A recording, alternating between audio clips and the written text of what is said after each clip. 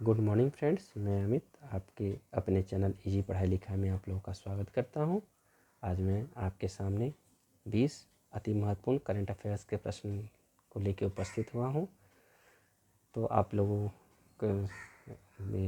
से अनुरोध है कि आप इस चैनल पे बने रहें और इस चैनल को अभी तक सब्सक्राइब नहीं किया तो कृपया सब्सक्राइब कर लें, जहाँ पे आपको इसी तरह की नई नई वीडियोस मिलेंगी करंट अफेयर्स से, भारतीय इतिहास से, भारतीय भूगोल से और अन्य सारे विषयों से, सारे सब्जेक्ट से आपको नई नई जानकारियाँ मिलती रहेगी, नए नोट्स मिलते रहेंगे, टॉपर्स नोट्स मिलते रहेंगे।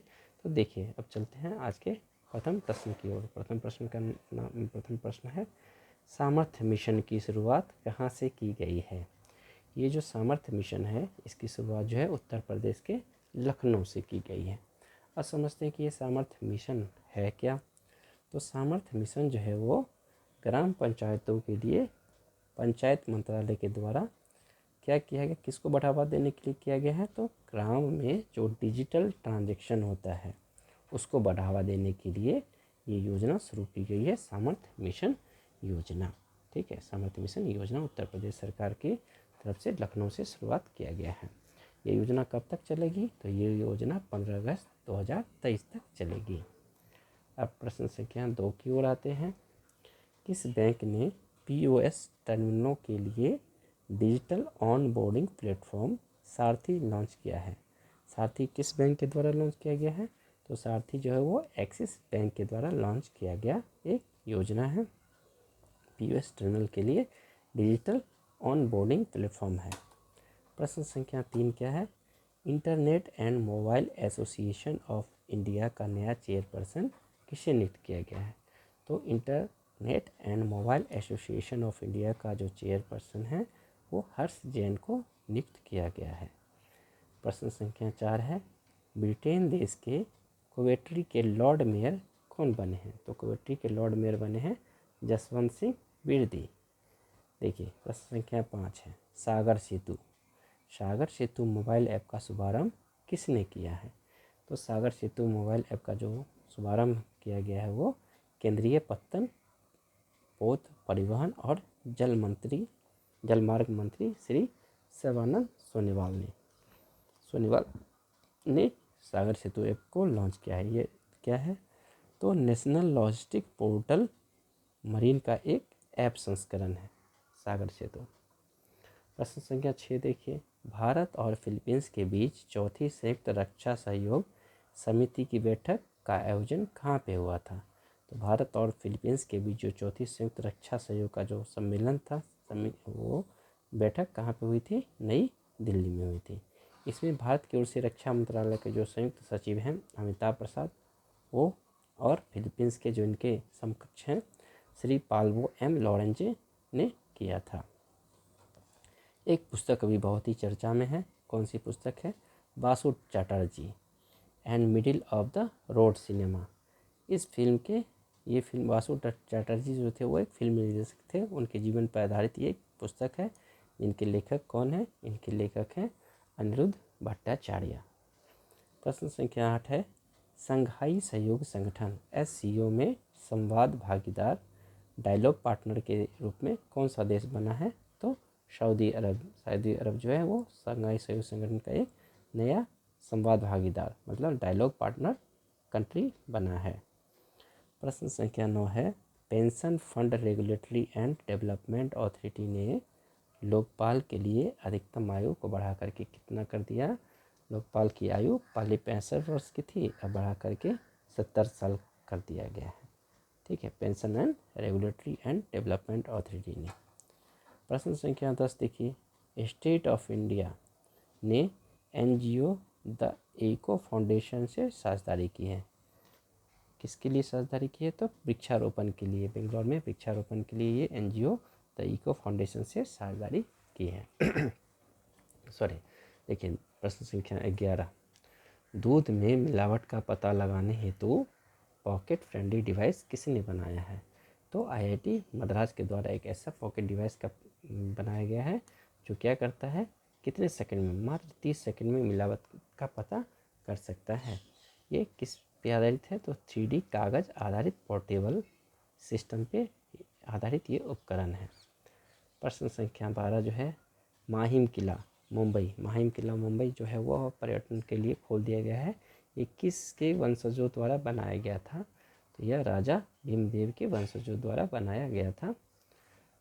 प्रश्न संख्या 13 है, अंतर्राष्ट्रीय ड्रग चेकिंग दिवस कब मनाया जाता है? अंतर्राष्ट्रीय ड्रग चेकिंग दिवस जो है वो 31 मार्च को मनाया जाता है। इसकी शुरुआत कब से शुरू हुई? ये 2017 से हुई। इस दिन क्या होता है? इस दिन लोगों को ड्रग्स और उसके प्रभाव के बारे में जागरूकता दी जाती है।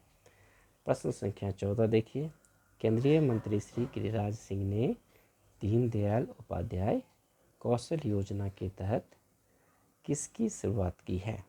तो केंद्रीय मंत्री गिरिराज सिंह ने दीनदयाल उपाध्याय योजना कौशल योजना के तहत कैप्टिव रोजगार पहल की शुरुआत की है। देखिए अभी प्रश्न संख्या 15 पे, कहाँ हिंदू फोबिया की निंदा करते हुए एक प्रस्ताव पारित किया गया? किसकी संसद ने किया? तो ये अमेरिका में जॉर्जिया जो है, जॉर्जिया असेंबली में हिंदू फोबिया की निंदा करते हुए एक प्रस्ताव पारित किया गया है। प्रश्न संख्या 16 है, भारत के युवाओं को सशक्त बनाने के लिए नीति आयोग द्वारा कौन सा पाठ्यक्रम लॉन्च किया गया है?